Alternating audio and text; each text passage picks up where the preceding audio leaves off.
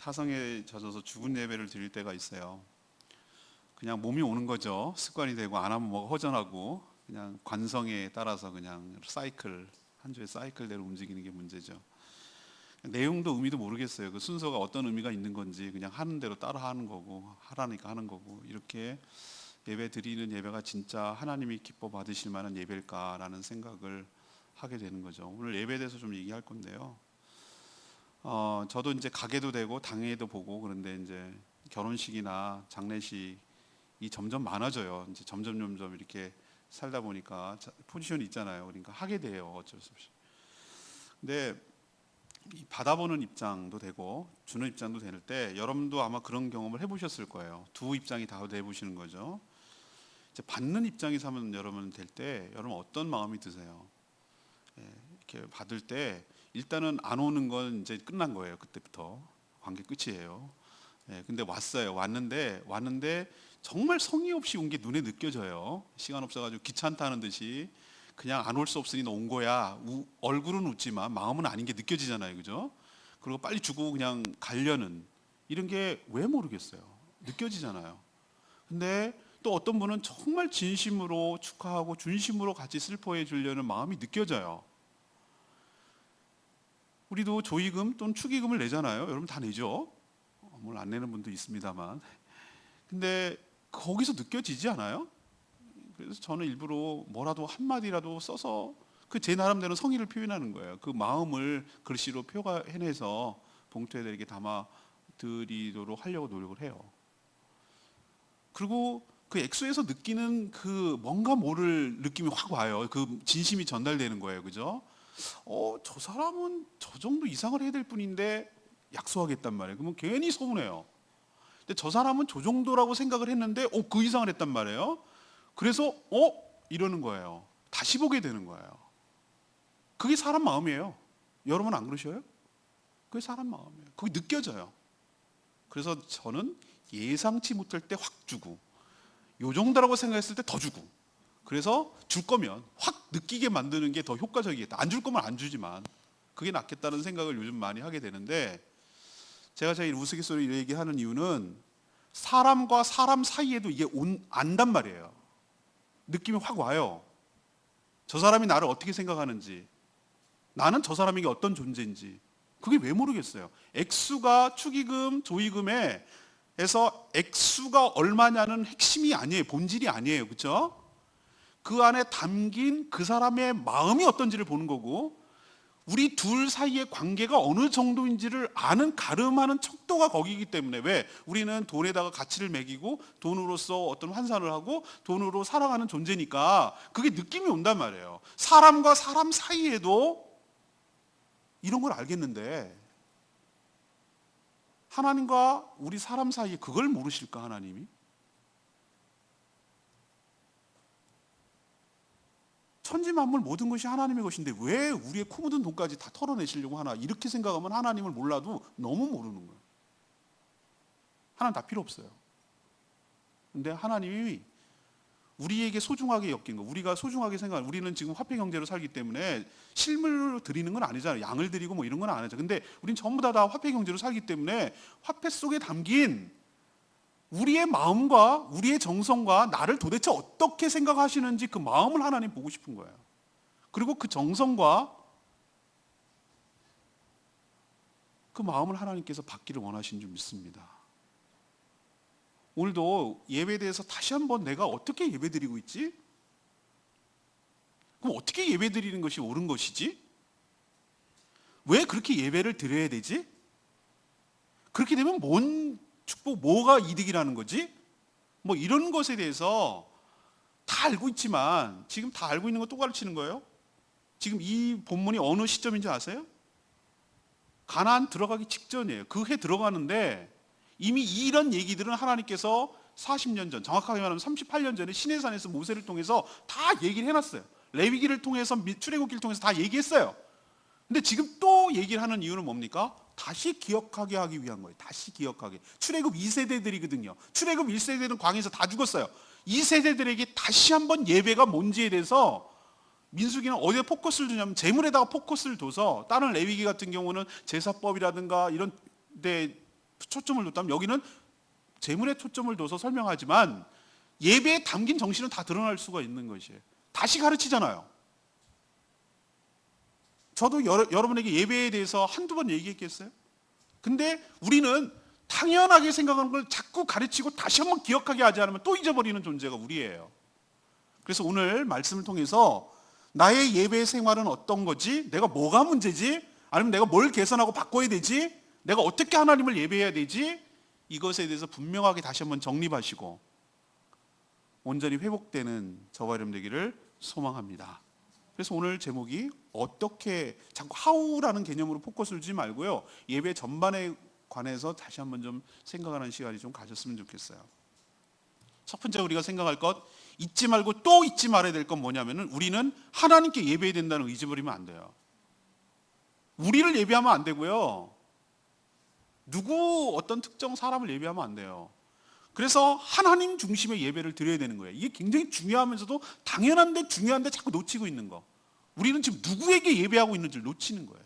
하나님 중심의 예배를 드려야 될 줄로 압니다.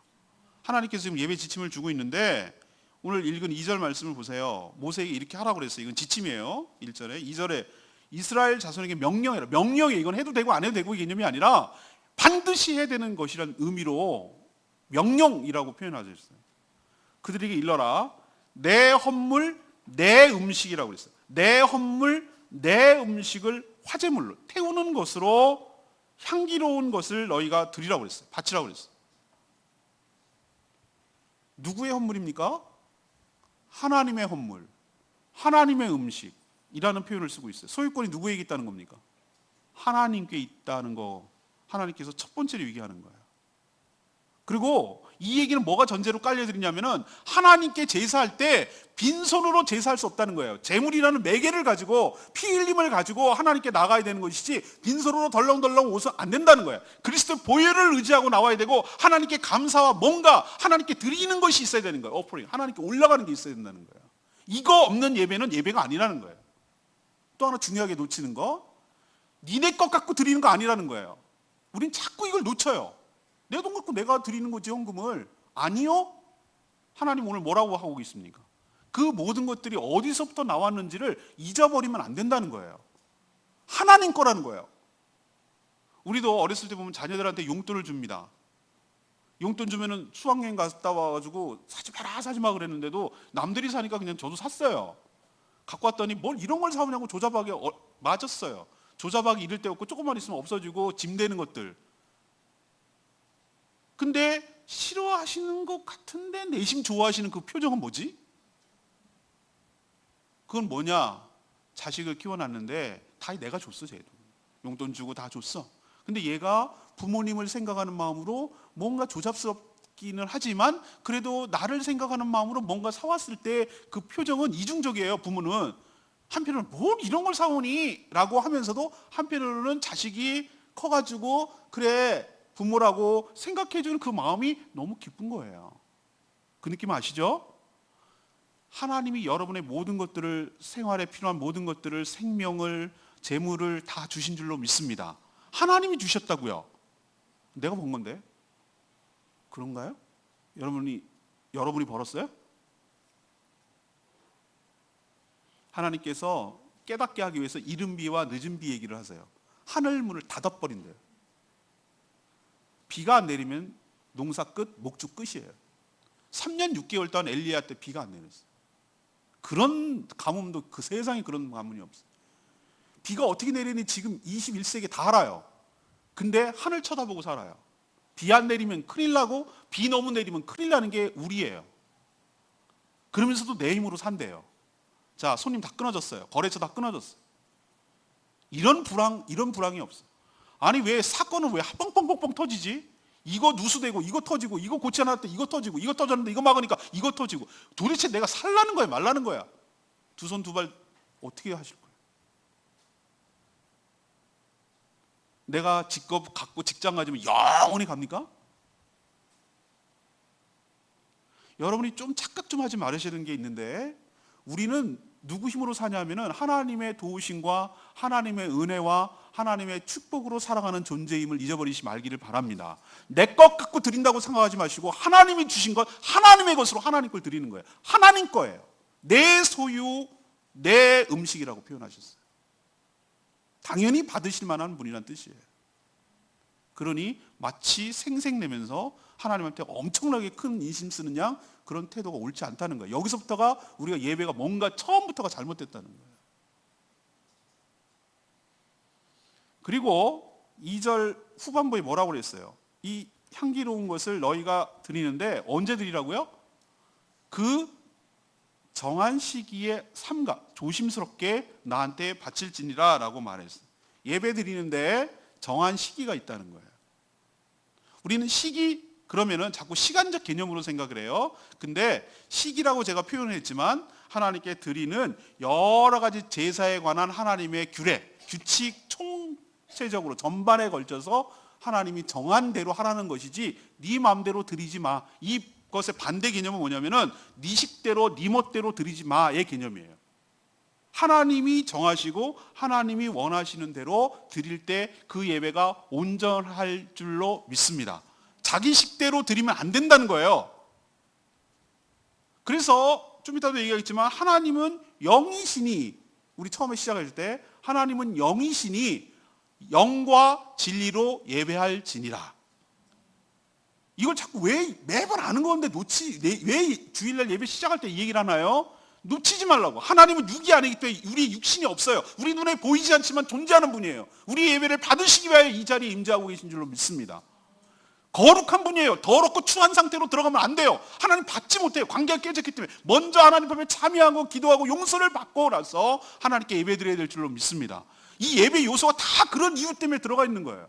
하나님은 영이시니 의식하란 말이야. 하나님은 영이요. 우리의 영으로 하나님께 드려야 되고 진리로 드려야 되고 성령으로 하나님께 예배를 드려야 될 줄로 믿습니다.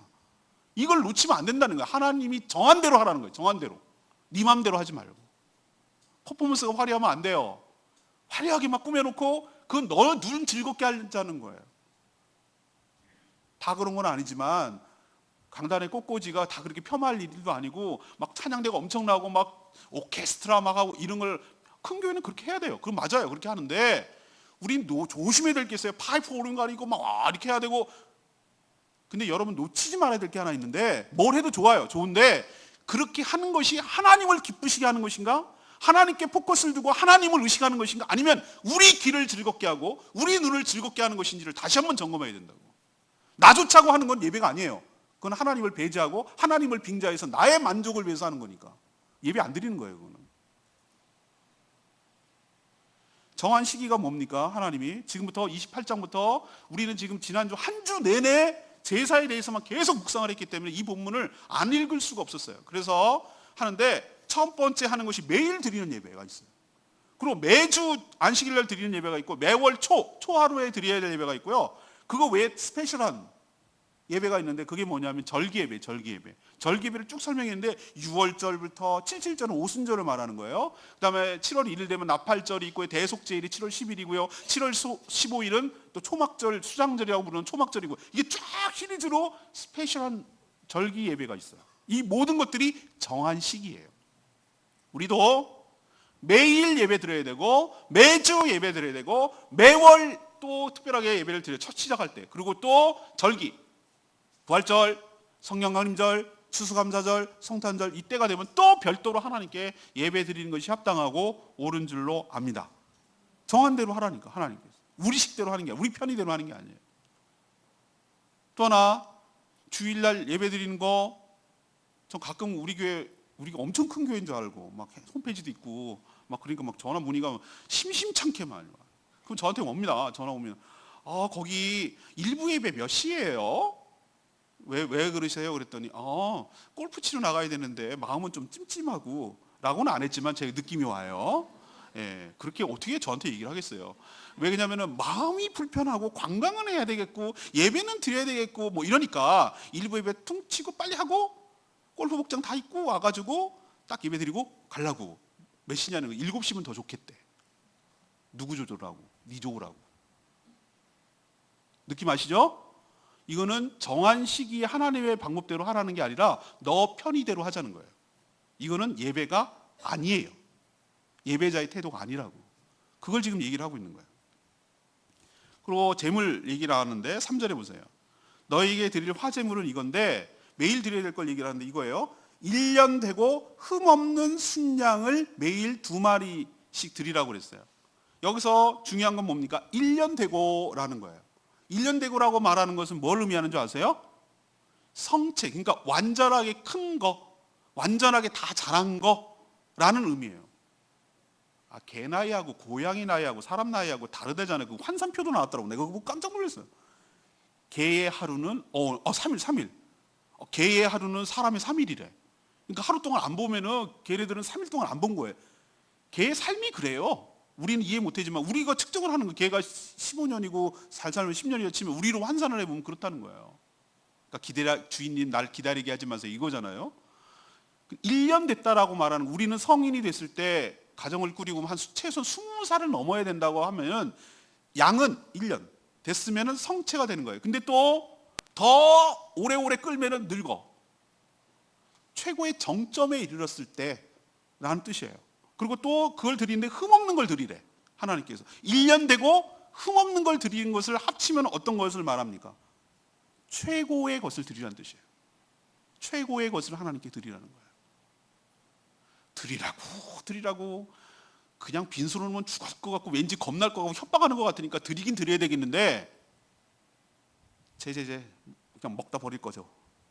저거 없어도 되는 거, 까봐 안 나가는 거, 하나가 다리를 막 이렇게 절어. 여기 부스름이 났어. 털도 좀 빠진 것 같아. 제 눈이 하나 안 감겨. 그런 거. 야, 쟤 골라라 저거. 제가 어차피 버려야 되는 버릴 카드.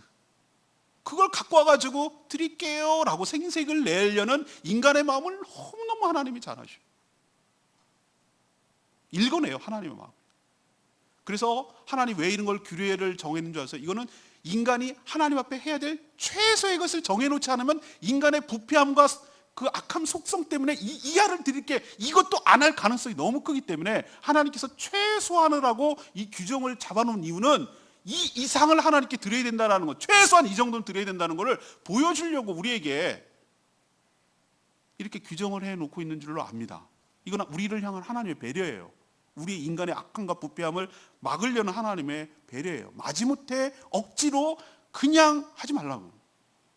그래서 저희 교회는 어떻게 합니까? 헌금을 드릴 때 미리 와서 예배 드리고 하란 말이에요. 저는 어렸을 때 시골에 갔을 때 그게 제일 힘들고 어려웠다고 그랬잖아요. 시골인데 모기채 이렇게 장대로 이렇게 돼 있어. 나 아직도 아니 충격적인 게 트라우마가 있잖아요. 트라우마 들어가 막 돌려. 근데 그 헌금하는 집사님 왜 이렇게 잔인한지 모르겠어. 서 있어 낼 때까지. 미치겠어. 그 부담감을 이루 말할 수가 없어. 제가 그래서 나중에 목회했을 때 뭐 하려면 저거는 없애야 되겠다. 저건 아니다. 저렇게 강요하듯이 내는 헌금이 무슨 의미가 있을까? 라고 해서 저는 그거 없애버렸어요. 그래서 예배 드리러 올 때 그리고 제발 좀 그냥 헌금하지 말고 봉투에 좀 담아서, 아까 말했죠. 내가 축의금 조의금 낼 때 최소한의 그 성의와 뭐 이런 게 표시돼야 되지 않겠어요? 준비된 예배, 준비된 예물, 준비된 것을 드려야 되지 않겠어요? 제일 제가 보기 흉한 게 먼저 이렇게 해. 이게 10,000원 걸리면 안 되는데 5,000원 걸려야 되는데 1,000원짜리 이렇게 해서 내는 그 헌금이, 만약에 내가 하나님이라고 칩시다. 됐다 그래라.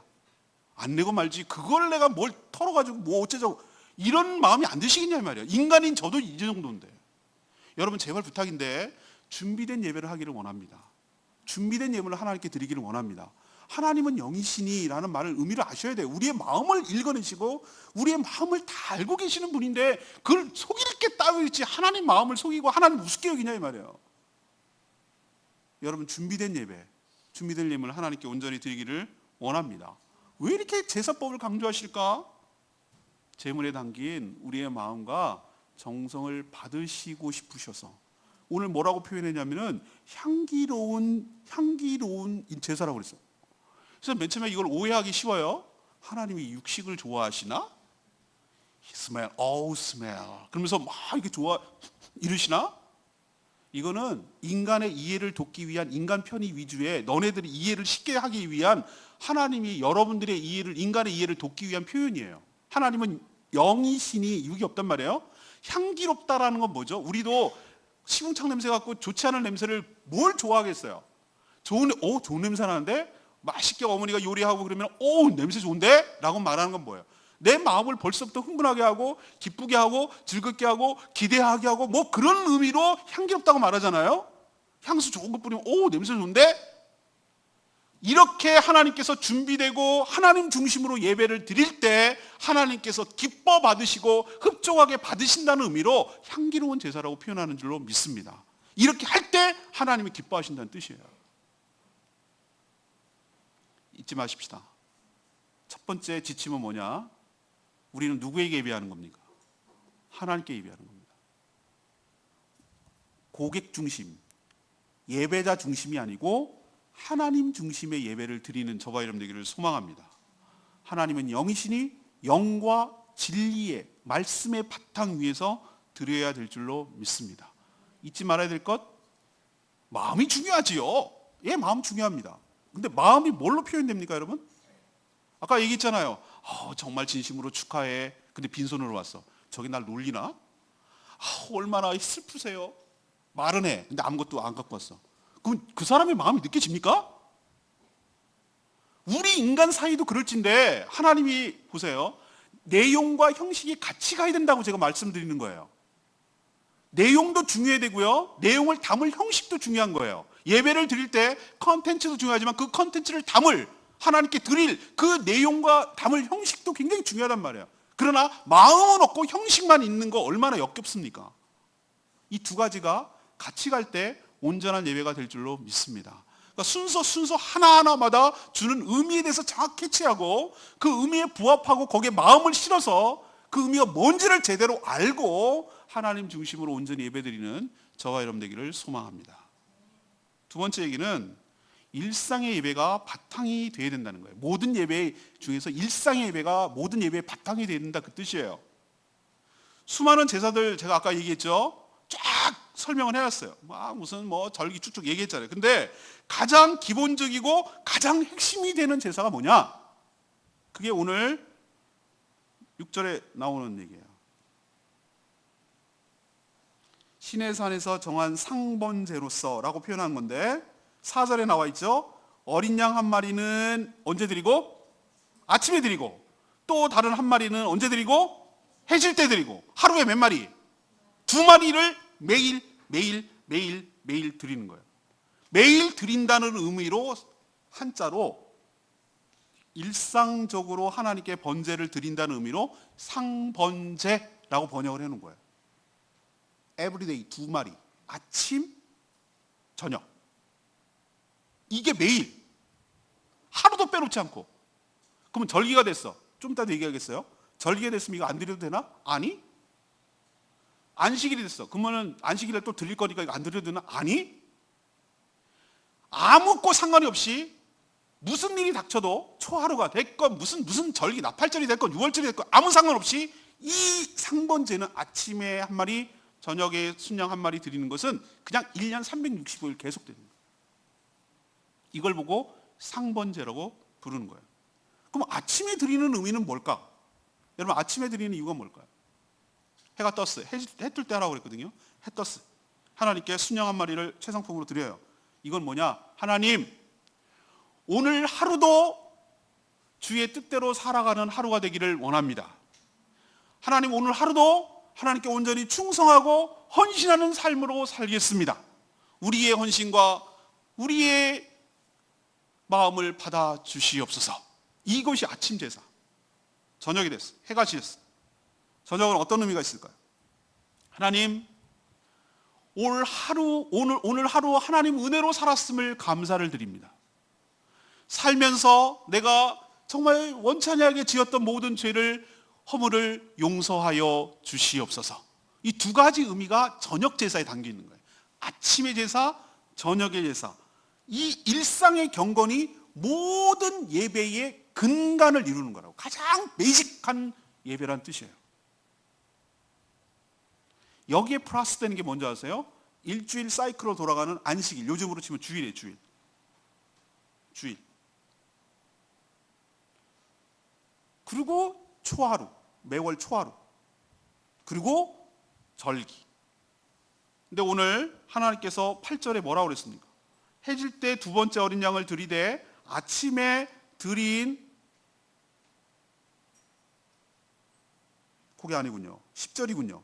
이는 상번제와 그 전제 외에 안식일의 번제니라 라고 표현하고 있어요. 이 얘기는 뭐냐면은 아까 제가 설명했듯이 안식일이 됐다고 해서 안식일 드리는 것으로 매일 드리는 상번제가 툭 쳐서 대체가 안 된다.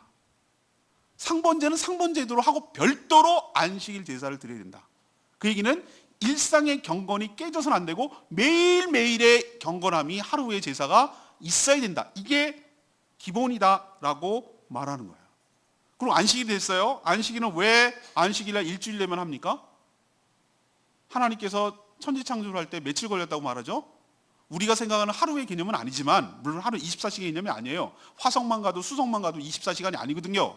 그러니까 하나님이 생각하는 하루의 개념은 하나님이 그 시작과 끝을 하루라고 잡은 것 뿐이지, 우리로 생각하는 것처럼 일주일 사이클은 아니지만 그냥 표현을 우리의 언어로 6일날 하시고 우리의 하루는 또 24시간이니까 하나님의 창조를 생각하는 거야. 6일 안식이 되면, 주일날 되면 무슨 생각이 딱 하고 와야 되냐면, 이 땅을 누가 창조했지? 6일, 7일째 딱 되면 오는 것은 뭐를 의미하냐면 딱 그걸 떠올리게 돼 있어요. 하나님께서 이 땅을 6일 동안 창조하시고 7일째 되는 날은 안식하셨더라. 이 땅을 모든 만물, 우리를 포함해가지고 모든 5일 동안 6일 동안 다 만든 다음에 인간을 최고로 살기 좋은 환경에 딱 처했을 때 6일째 되는 날 우리를 만드셨지. 우리의 창조주가 누구시더라? 하나님이지. 하나님의 은혜로 내가 살고 있지라는 걸 잊어버리지 않게 하기 위한 방법이 안식일을 지키게 하는 거예요. 또 하나는 궁극적으로 나아가서 이 모든 타락하는 것을 구속하시고 하늘나라로 우리를 이끄시고 이 땅을 하나님 나라로 만드셔서 하나님이 누리고 있는, 하나님이 갖고 계시는 진정한 평안과 안식을 우리에게도 주실 거야 라는 소망과 기대를 갖게 하려고 안식일을 매 주일마다 지키게 하는 줄로 압니다. 이게 주일 정신, 안식일 정신이에요. 이게 두 가지가 모든 제사와 예배의 기본이라고. 매일 드리는 상번제, 주일마다, 일주일마다 드리는 안식일, 요즘으로 치면 주일 예배. 이게 모든 예배의 핵심이라고, 핵심. 제가 오늘 왜 이 얘기를 합니까? 이거 제 얘기입니까? 아닙니다. 우리는 어떻습니까? 어떻게 예배 드립니까? 매주일마다 예배 드리는 것도 말이야, 요즘 감사해요. 매주일도 예배 안 드리는 분이 꽤 많거든요. 고마워해야 돼, 고마워해야 돼. 고객님 오셨어요. 막 이래야 된다고. 하나님이 그러실 것 같아. 왔냐, 고맙다, 야. 막 이러실 것 같아. 이거 누가 중심인지 모르겠어. 근데 저는 매주일 예배가 아니라, 매주일 예배는 너무 당연한 거고, 우리는 매일의 예배가 우리에게 있어야 될 줄로 믿습니다. 매일의 예배가 있어야 된다고. 우리는 이걸 지금 놓치고 있어요. 우리는 참된 예배자로 살아가는데 이걸 놓치고 있다고요. 오늘 정말로 수많은 본문들이 많이 있었어요. 이번 한 주 동안에.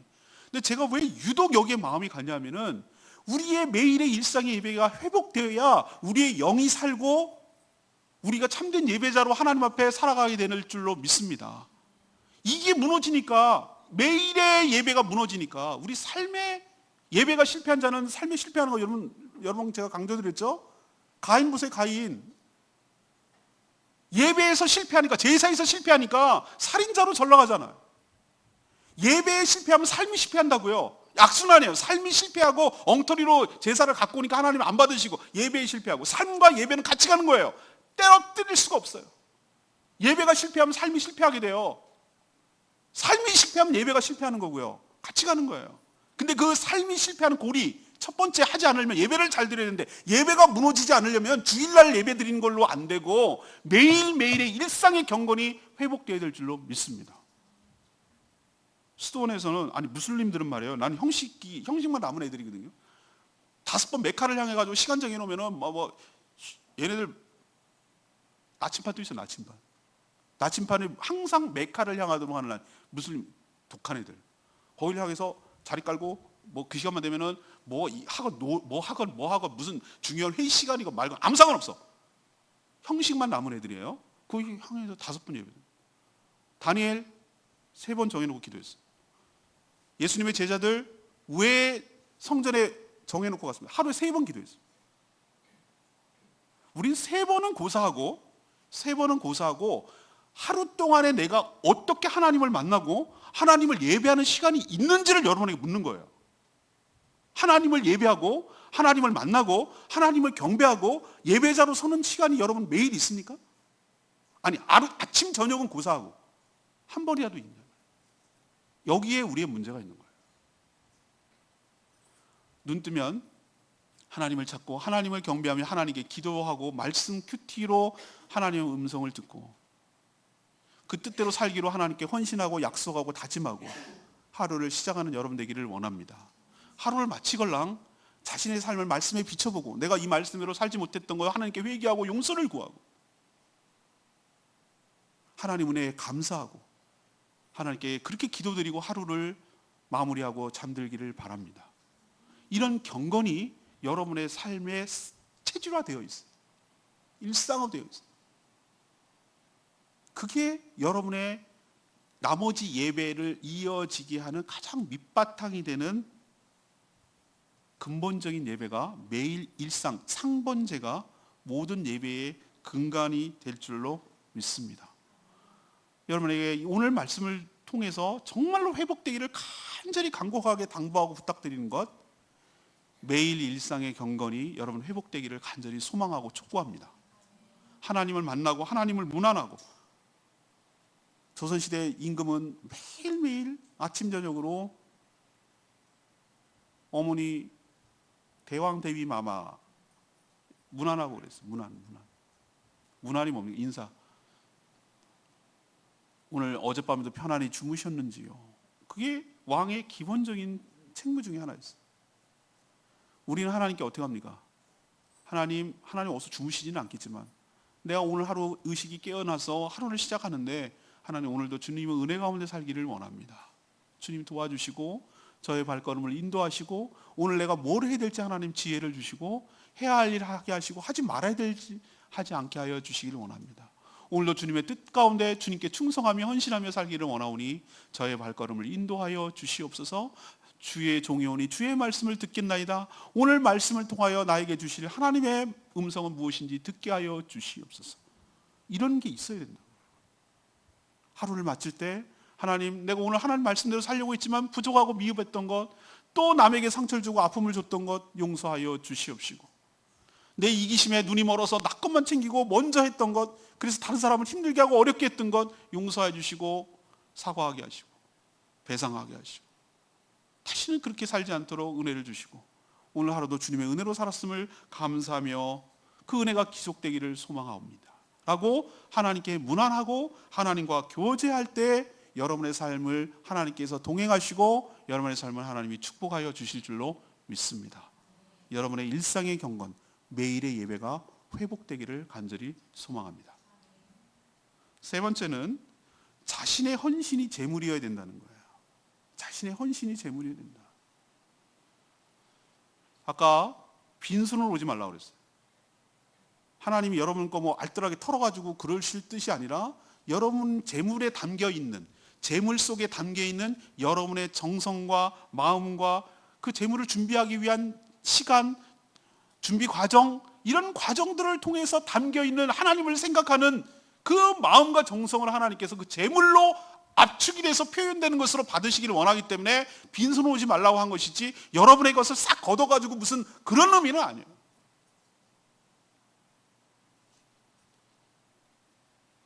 오늘 하나님께 드려야 될 일상의 경건에서 드려야 될 핵심 제사 방법과 제물 종류가 얼마나 양까지 표현되어 있는 거 여러분 놀라실걸요? 첫 번째 드려야 되는 것이 순양이에요. 순양은 번제로 드리라고 했어요. 태워드리는 거예요. 태워드리는 거예요. 그 아까운 고기를 왜 태울까? 제물은 나예요. 동일시하는 거예요. 제물을 손을 얹어요. 이 죄가 동물에게로 제물에게로 전가되는 거예요. 내가 죽어야 될 거 얘가 죽는 거예요. 하나님, 나의 죄를 얘한테 전가시켰으니 이 동물 희생 제물이 죽음으로써 나의 죄가 속량되고 깨끗해지고 속죄되기를 원합니다. 이런 의미. 또 하나, 하나님 이 제물이 홀랑 타는 거, 아무것도 내가 건질 게 없어. 죄밖에 안 남아. 죄밖에 안 남듯이 하나님 내가 이 한 몸 들여서 온전히 주님께 헌신하기를 원합니다. 이런 의미로 번제를 반드시 드려야 돼요. 번제만 드리면 좋으냐? 아니에요. 소제가 있어요.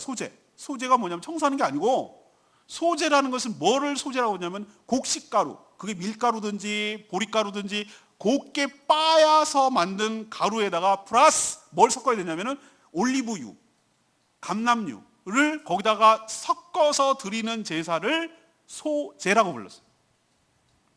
자, 가루를 만들기 위해서 요즘은 여러분들이 마트에서 밀가루 1kg 주세요. 살 수 있어요. 옛날에 어떻게 만들었을까? 바득바득 갈아야 됩니다. 아시죠? 그 추수하는 것도 힘들어 죽겠어. 나달로 뽑아내는 것도 힘들어 죽겠지만 그걸 어떻게 됩니까? 일일이 갈아요. 일일이 빻고 갈고 해요. 여기서 뭘 우리에게 알려줍니까? 부서지는 거예요. 내 자아가 부서지는 거예요. 그 준비하는 정성이 거기에 들어가는 거예요. 올리브유, 여러분 맨날 올리브 통으로 먹는데 올리브유 어떻게 합니까?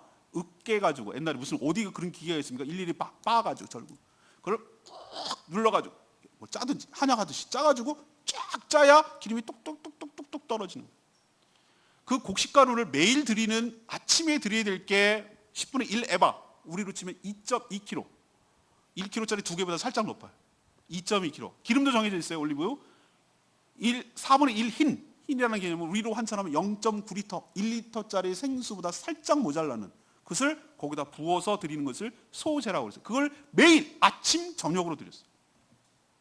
보통 일이 아니에요. 이게 우리 제사 드리는 걸 천만 감사하고 다행으로 생각해야 되니, 예수 그리스도께서 단박에 그리셨으니 망정이지, 안 그랬으면 우리 큰일 날 뻔했어요. 거덜날 뻔했어요.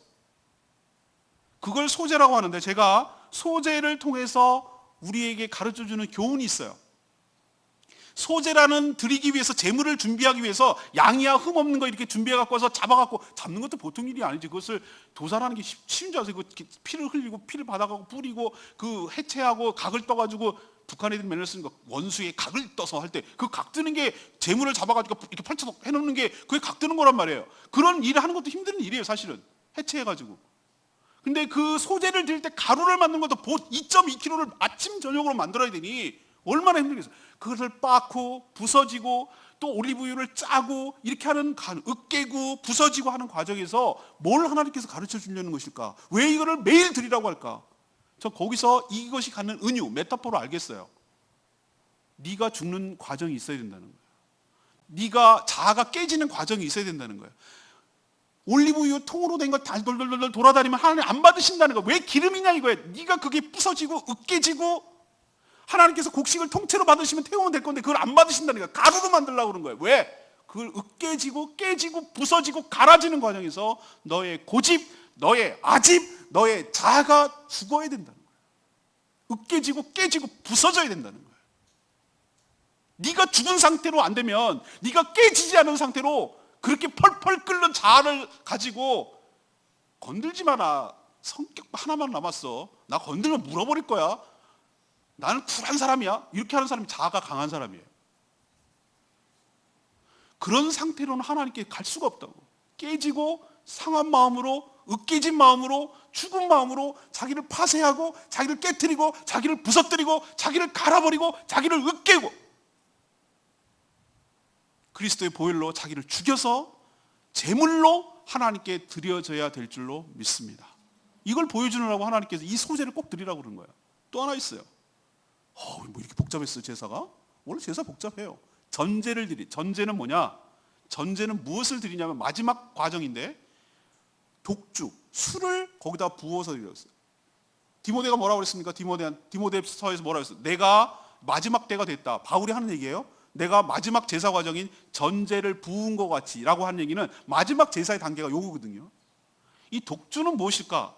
우리로 치면 독주, 고량주? 아니에요. 당시 술을 만드는 제조법은 증류주를 만들 수가 없었어. 증류주는 뭐냐? 끌어올려 소주 만드는 거랑 똑같아요. 증류를 해서 알코올만 떨어져가지고 순수하게 나오는 것을 그렇게 독주를 만드는 거죠. 그게 최고 순수하고 독주긴 한데 그 당시는 그런 재주가 없었다니까요. 그럼 어떻게 하냐? 전부 다 발효주예요. 발효주. 발효주는 뭐냐? 오랫동안 삭히고 익혀서 만들어낸 술을 말하는 거예요. 예수님께서 가나온인 장치에서 뭘 만드셨습니까? 물로 포도주를 만드셨어요. 처음에는 탱글탱글 포도가 따로 놀아요. 그게 도저히 술 같지 않아요. 그냥 포도일 뿐이에요. 근데 시간이 지나면 어떻게 됩니까? 화학적 변화와 물리적 변화가 일어나는 거예요. 그 안에서 전혀 다른 성분이 되는 거예요. 하나님께서를 받으실 때 여러분을 받으시는 게 아니라 여러분이 녹이고 시간이 지나고 인격이 성숙되고 무르익고 여러분이 정말로 하나님 앞에 닮아진 그 성품, 그 하나님의 성령의 열매를 온전한 열매가 됐을 때, 농익었을 때, 충분히 성숙했을 때 그 인격과 성품을 하나님께서 마지막에 부어서 하나님께서 드려지고 하나님께서 그것을 받으시는 줄로 믿습니다. 요것만 드리면 얼마나 좋겠어요. 15절에 보니까 이 모든 것 외에 상번제 전제 외에 순념소 한 마리를 속죄제로 따로 드리래요. 초하룻 날 되면. 이거는 나의 죄를 하나님 용서를 구하기 위한 제물을 순념소로 별도로 드렸어요. 별도로. 왜? 먼저 속죄를 해야 이 나머지가 깨끗한 상태로 하나님께 드려질 수 있기 때문에 참회를 먼저 하고 용서를 구한 다음에 나머지 제사를 드릴 수 있기 때문에 이 모든 제물을 통해서 여러분에게 뭘 도전하고 있는 겁니까? 하나님께서 제물 자체가 문제가 아니라고 제가 말씀드렸죠. 이게 얼마짜리지? 이게 여기에 핵심 포인트가 아니에요. 제물이 갖는 그 상징성이 중요하다고요. 제물은 보세요. 번제로 드릴 때 순양 들어가지, 소재 가루 해가지고 만들어서 올리브 들어가고 여기다가 전제로 들어간 독주까지 들어가지. 이거를 매일매일 아침 저녁으로 준비하는 과정을 통해서 또 초하루가 되거나 안식이 되면 별도로 또 양 2마리 몇 마리 또 드려야 되지. 초하루 되면 양 17마리 드려야지. 이런 준비를 과정에서 통해서 뭘 가르쳐 주냐면은 제물에 담겨 있는 우리의 헌신이 제물로 표현되는 거구나. 녹아 있는 거구나. 집약되어 있는 거구나. 그게 엑기스구나. 우리의 마음과 정성이 거기에 표현되어 있는 거구나라는 것을 우리에게 가르쳐 주시고 하나님은 그 정성, 그 헌신을 하나님께서 받으실 줄로 믿습니다. 그러니까 우리가 예배를 드릴 때 우리의 삶에 헌신이 없는 예배는 무욕. 우리로 이렇게 치면 돼요. 거칠지만 이런 거 하나도 준비 없이 하나님께 예배 드릴게요. 맨입으로만 하는 예배가 하나님께서 과연 받으시겠냐면 정해놓은 규칙이 있는데 이런 것이 다 성립이 되어야 온전한 예배가 된다. 이 얘기는 우리에게 뭘 가르쳐 주냐면 네가 한 주 동안 네가 주일 예배 오기 위해서 정한 시기도 중요하고 정한 시기 굉장히 중요합니다. 자기 멋대로 드리면 안 된다고 그랬어요. 정한 예배 순서대로 드리고 그리고 제물을 드리는데 하나님께 헌금을 드리 이것이 중요한 게 아니라 하나님이 더 중요시하고 예의주시하는 게 뭔지 아세요? 여러분이 한 주 동안 어떻게 살아왔는지 그 삶이 여러분의 드려질 참 예물이 되는 줄로 믿습니다.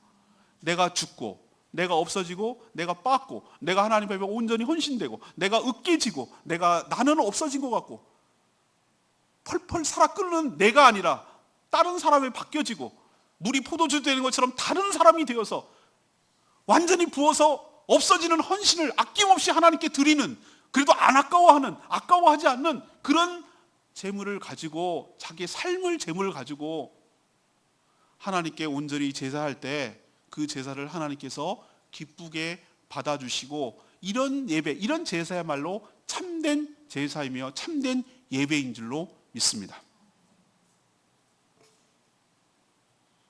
이렇게 하면 뭐가 좋은데요? 하나님 좋지 않은 거 아니에요? 이렇게 생각하면 여러분이 하나도 몰라도 한참 몰라. 이렇게 예배했을 때 하나님이 여러분을 만나 주실 줄로 믿습니다. 하나님이 여러분 임재 가운데 들어가게 그 영광을 보게 될 줄로 믿습니다. 하나님과 우리는 중요한 사람, 높은 사람 친밀해져도 대단한 빼기로 작용해요. 하나님이 나의 하나님이 되어주신다는 게 얼마나 큰 축복인지 여러분 모르실 거예요. 하나님이 나의 하나님이 되어주신다는 것, 이거는 모든 것들을 다 갖고 있는 거나 다름없어요. 든든하게 내 뒤에 되어주시고 그분과 친밀한 가운데 오는 행복과 안정감과 평안함을 돈으로 환산할 수가 없어요. 이런 재물로 드리는 것보다 훨씬 더 많은, 그냥 장사 논리, 장사치 논리로만 해도 요만큼 투자해놓고 어마어마한 것을 받아가는, 상상도 못할 것을 받아 챙기는 그런 시간이 예배 시간인 줄로 믿습니다. 예배가 회복되어야 여러분의 삶이 회복되고, 그래야 여러분의 삶이 성공한 인생으로 살아가게 될 줄로 믿습니다. 오늘 말씀을 정리하면, 여러분의 몸이라는 것은 몸이 움직여야 여러분의 삶이 따라가니까, 몸이 가는 곳에 여러분의 삶이니까, 여러분의 몸을 하나님이 기뻐하시는 산 제물로 드리라고, 이 제사 내용을 로마서 12장에 영적 예배니라 라는 말로 표현해 놓고 있어요. 여러분의 삶이 제물이 되는 온전한 예배자로 서는 저와 여러분 되기를 소망합니다. 그러기 위해서 철저하게 우리는 예배는 하나님 중심으로 예배를 드려야 돼요. 하나님 시간을 하나님께 드리는 거예요. 이 시간에 여기 온다는 거, 몸이 온다는 거, 그리고 공동체로 드려야 돼요. 혼자 드릴 수가 없어요. 제사장과 백성들이 다 함께 참여해서 매일매일 성전에서 드리는 거예요. 이것은 개인이 드리는 제사를 지금 설명해 놓고 있는 게 아니라 공동체적으로, 민족적으로 드리는 제사를 여기다 지금 설명해 놓고 있는 거예요. 이게 뭐냐? 너희 시간을 드리라는 거예요. 내가 시간 날 때 인터넷으로 동영상으로 볼게. 예배 아니에요. 몸이 와야 돼요. 시간을 드려야 돼요. 그리고 또 하나 있어요. 공동체로 드려야 돼요. 혼자 예배 드리는 거 예배 아니에요. 함께 공동체로 함께 모여서 시간을 드리고 몸을 드리고 함께 드릴 때 하나님께서 기쁘게 받으시는 예배가 될 줄로 믿습니다. 이게 하나님 중심 예배란 뜻이에요. 우리 편의 위주로 하는 거 아니에요. 그러니까 내 마음대로 내 뜻대로 드리지 말고 하나님이 기뻐하시는 방법대로 드리는 저와 여러분 되기를 소망합니다. 두 번째 얘기는 뭐냐? 이번 말씀을 전하면서 제가 이걸 엄청 강조하고 싶었어요. 강조가 되는지 모르겠으나 주일만 예배 드리는 거 아니에요. 전 주일보다 더 강조되고 싶은 것은 뭐가 바탕이 되는가? 매일의 예배가 회복되기를 간절히 소망합니다. 매일의 예배가 회복돼야 돼요. 이게 바탕이 안 되면 안 돼요. 매일의 예배가 바탕이 돼야 주일도 예배를 온전히 드리고요. 주일 예배가 온전히 바탕이 돼야 초하루는 하나님께 이 한 달도 주님의 은혜 가운데 살았습니다. 이 한 달도 주님께 맡기오니 주님 이 한 달도 책임져 주시옵소서. 초하루도 얘네는 모여서 드렸거든요. 또 6월절은 6월절의 의미가 있고, 그건 뭐 다음에 또 설명할 기회가 있겠습니다. 그런 절기마다 다 의미가 있었거든요. 근데 그 모든 것의 바탕은 뭐냐? 매일매일 상번제, 아침과 저녁으로 드리는 이 매일의 예배가 굉장히 중요했어요. 이때 하나님 말씀을 통하여, 기도를 통하여 하나님과 교제하고 교통하는 시간이었어요. 그때 하나님의 임재 가운데 하나님을 의식하게 되고 하나님과 친밀해지는 시간이기 때문에 이 예배 자체가 축복이고 은혜인 줄로 믿습니다. 그러니 여러분, 일상의 예배, 매일의 예배를 회복하게 되기를 간절히 소망합니다. 우리 교회는 다행히 매일매일마다, 어느 교회는 세상에 새벽 기도는 하긴 해야 되겠는데 하긴 해요. 근데 그냥 모여. 그냥 기도하고 가래. 어떤 경우에는 성경책만 읽고 끝나는 교회도 있어요. 성경책을 읽고, 물론 그거 안 하는 것보단 나아요. 했다는데 의미를 두지 마시고 하나님 임재 가운데 말씀을 듣고 깨어서 기도하고 생생하게 내 의식을 가지고 기도하는 시간이 필요한 줄로 믿습니다. 그런 의미에서 얼마나 감사합니까? 저는 아침 기도회를 주일 설교하듯이 목숨 걸고 매일매일 준비하잖아요. 여러분에게 새 밥은 먹이려고. 오늘 하루 주시는 하나님의 음성과 말씀이 무엇인지를 늘 깨닫게 하려고 매일매일 진액을 뽑아서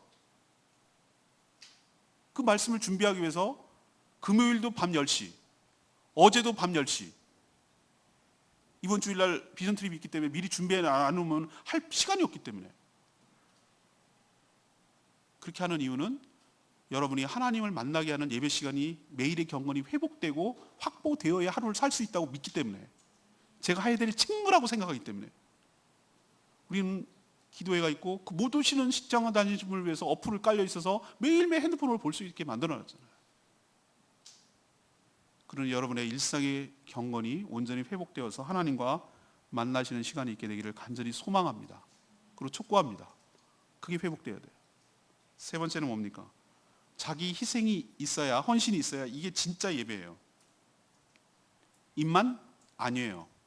말만 이것도 아니에요.